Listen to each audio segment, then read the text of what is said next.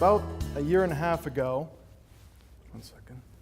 I was sitting on my living room floor with my year-and-a-half-old daughter, Gemma, and we were playing with one of those toys where you have the different shapes that are cut out on top of the box, and then you have the various shapes that you put through the hole. And we were sitting on the living room floor, and I would take the triangle, and I'd put it in the triangle cutout, and I would take the square and put it in the square hole, and take the circle and put it in the circle hole. And we did this for, 10, 15 minutes, and we would do it every so often, every day or two, and I thought I was being a good dad and, teaching how to, fit the shapes into each hole. And about a month later, something remarkable happened. When we went to play with the toy again, I got it out and I laid the shapes on the floor, the triangle, the square, and the circle, and there was a star as well. So this oddball star was off to the side. And I, just like always, I picked up the triangle and I handed it to her this time, and, I pointed to the triangle cutout. And she said, "No, Daddy, no." And I was like, "Okay, well, go ahead, do what you want to do." And she took the triangle and she put it into the square cutout. And it fit in there, and plunk. I said, "Okay." And then she picked up the circle and she put the circle into the square cutout. It dropped right in. And then she took the square and obviously put the square in. And I was stunned, first of all, at her ingenuity and her creativity and her ability to fit all three shapes into the square. But it was her generosity that really sort of outshined that when she looked at me and she said, "Okay, you can do the star." So then I picked up the star and I put it in. I said, "Thank you." I've thought about this a lot in the past year since it happened, and several other things have happened since then where I would teach her something that I thought was correct, or this is the way to do this. And she would immediately sort of show me something that was better, a better way to do something.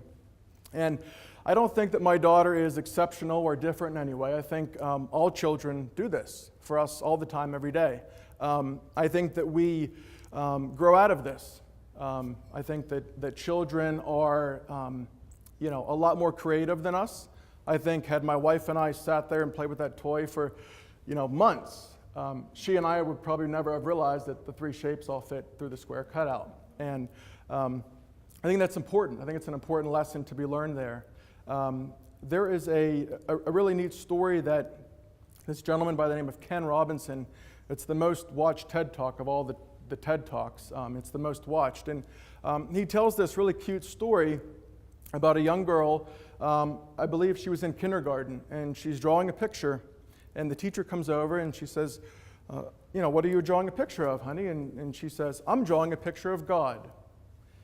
And the teacher respectfully says, "Well, honey, nobody knows what God looks like." And she said, "They will in a minute." Again, the value there that children have that we seem to lose as we get older is that if they don't know, they'll have a go, right?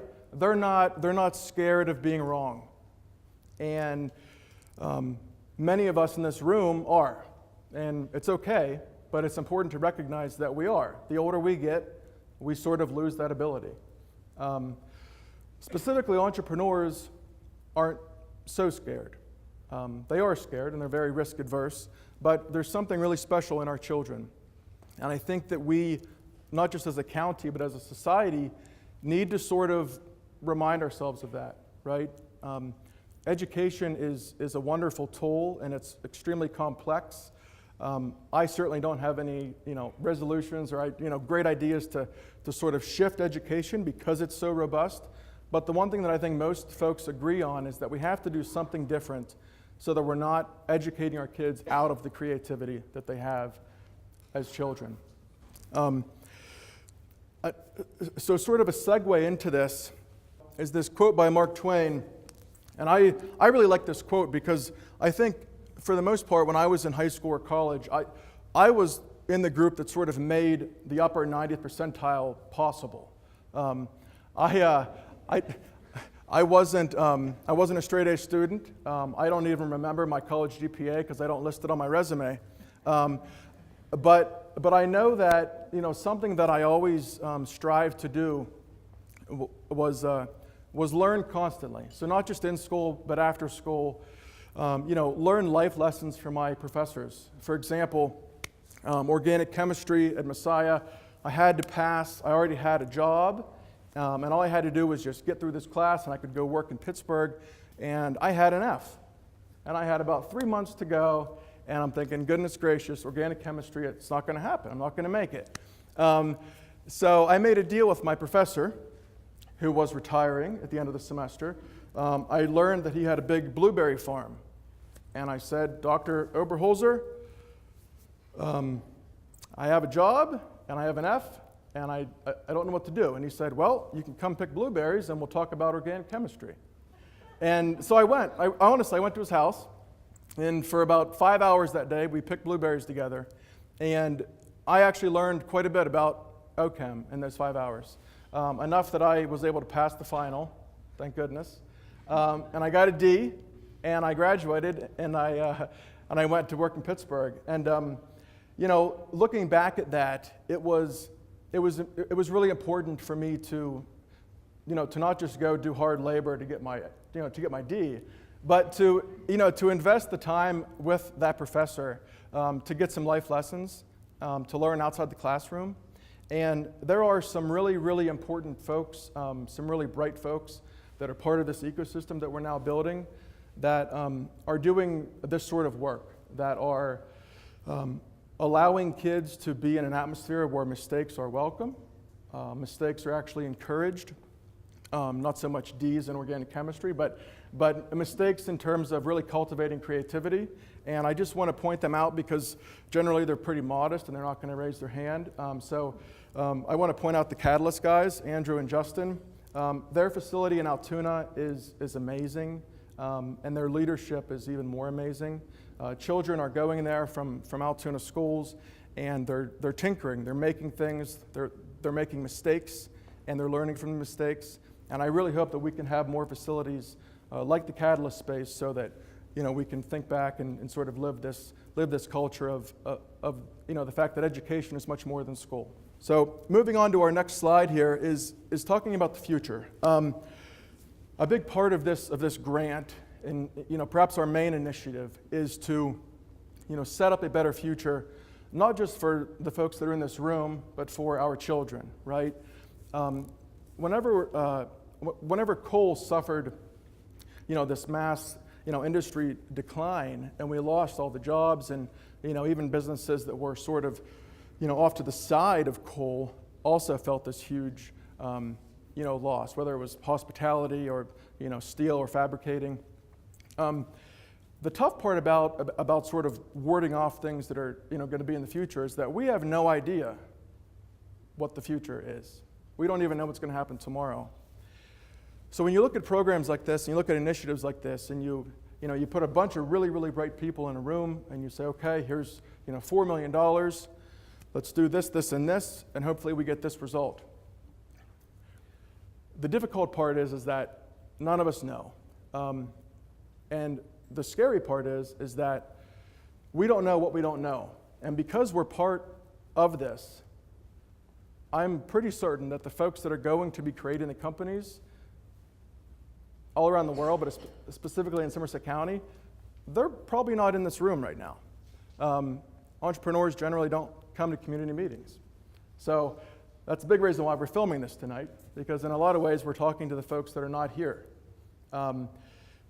We want them here, and I hope that if we do this again in 5 years, the room is full of people that are disrupting markets, people that are solving problems, people that are inventing stuff. Because right now they're probably in their garage or their basement, and they're tinkering and they're building things, and they didn't see the need to come here this evening. But looking back at the future, there's a great story that I heard that really just sort of, I knew I wanted to talk about the future tonight, but when I read the story, it really, it's hilarious and it's true, so I want to share it with you. In the late 1800s, the city of New York wanted to do a feasibility study about New York City over the next 100 years. They wanted to know, what's New York City going to be like 100 years from now? How can we prepare for this future? So they bring in a bunch of really bright people, they do a study, and they find out, their conclusion is, if New York stays on the curve that it's on, it won't exist in 100 years. And so obviously they asked why, what's the problem? And they said, well, if we reach that point, we're going to need about 6 million horses to move the people of New York City around. And the amount of manure that will generate will be too much to handle. It's not a joke. This is the actual study.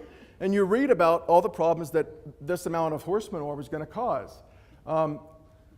The amount of horse-drawn carriage accidents, percentage-wise, was worse than car accidents today. So it was this huge problem, and they sat back and they're like, my goodness, we're not going to make it. We're going to have horse manure all over the place, right? So that was the study, and there was panic. Not just New York, but it happened all over. Every major city in the world had a horse manure problem. That was a study for the next 100 years. 40 years later, there were actually, I think, exactly 1,001 car manufacturers in the United States. Mr. Henry Ford hiding in Dearborn, Michigan. All of a sudden, everyone forgot about the horse manure, and we had cars, and they were everywhere, especially in the US. But they didn't come from economic development councils. They didn't come from county commissioners, with all due respect. They came from American citizens, folks that were tinkering, that obviously wanted to help alleviate the horse manure problem. I don't even know if that was a motivator, but the point is, 100-year study, 40 years later, boom, nobody saw that was coming. This happens now at a much faster rate. My mom and dad still don't know much about the internet or search engine optimization or what Google's doing. I would love to know what my mom really thinks Google is. I'm sure that answer would be priceless.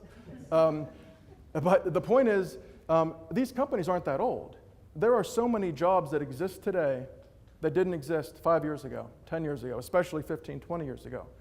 So as we're educating our kids, as we're starting companies, as folks like myself are trying to sort of get ahead of this and encourage people to do things, I have no idea what to tell them to do. So the real strategy here, and I think the real ask of this room, is to do something very simple. We don't talk as much. We listen. And the main thing that we're trying to do with the Somerset Economic Development Council is listen. I want folks to know that the door is unlocked. We want them to walk in. We want them to call and email. But we're going to listen, because more than likely, if I'm going to do a study, I'm going to come up with a horse manure result. And I won't be thinking of what a car could be. So the last piece of this whole thing, Josh and I talk a lot about starting companies, entrepreneurs. The other really important piece of this, maybe the most crucial, is that we don't want there to be a central focus on a single person or a team of people that are essentially going to sort of mimic this Silicon Valley startup. We know what we are in Somerset. We know that we're industrial. We are very entrepreneurial. We like to make things. And we have some really, really, really successful, strong employers that are here and that have been here for a long, long time. The idea of pivoting is not new. If you follow basketball, you understand what the move is. It's essentially keeping one foot still while rotating on that foot and moving around. But in the business world, the most successful CEOs and entrepreneurs, they're always pivoting, right? So as customers give you feedback, products fail, products succeed. At any minute, you may turn and go a different direction, produce a different product. It happens all the time. The ones that do it well, they last, they exist. IBM is a totally different company than IBM was 30 years ago. Kmart and Sears are not, and you see the result. It's a real goal of Josh and myself and Debbie and Jerry and everyone in the ecosystem to actually really try to encourage entrepreneurialism within our employers, to encourage them to think about pivoting a little bit, to encourage them to maybe diversify and ask questions like, what else can we make? Where else could we sell it? Is there something that we're not making at all that maybe one of our employees is thinking about? Having a culture where your employees can actually share ideas within that culture, as opposed to to quitting. I hear that all the time, and it bothers me, because I would love to know that if we do things within that healthy company, the success rate is probably much higher than if that man or woman were to quit to start their own venture. So this idea of pivoting is really important to us, and we hope that we can continue this with our major employers. So in closing, this saying drives me nuts. It's a pretty popular saying, though. We say it all the time: go big or go home. And I've decided that I'm going to launch this marketing initiative that is going to be directed specifically at folks like myself at one point, people like my older brother, and many people that we all know right here in this room, our family members, your brothers, your sisters, your children, your nephews and nieces. We pump out a lot of really great talent in this county, really, really bright kids. And leaving is important. Leaving is great. Going off to college, being away from here, traveling for work, those are all wonderful things. I think if you don't leave, maybe it's difficult to see the big pictures, oftentimes. So I definitely encourage our young kids to go away, to school and work. But then there comes that point where, you realize that a lot of your friends aren't here anymore, and you're talking to them, and you hear all the time that, I would love to move home. I would love to move back and buy a house and raise a family, but I just can't. There aren't any jobs there for me, and we are these excuses. I'm going to do everything that I can to sort of mitigate those excuses. I'm going to encourage entrepreneurialism. I'm going to encourage folks to come home and start companies. I think we can do a better job of establishing relationships with these bright kids before they leave, and we have some ideas around that. And then hopefully, pretty soon we can change this saying, and this will become sort of the new thing in the county going forward.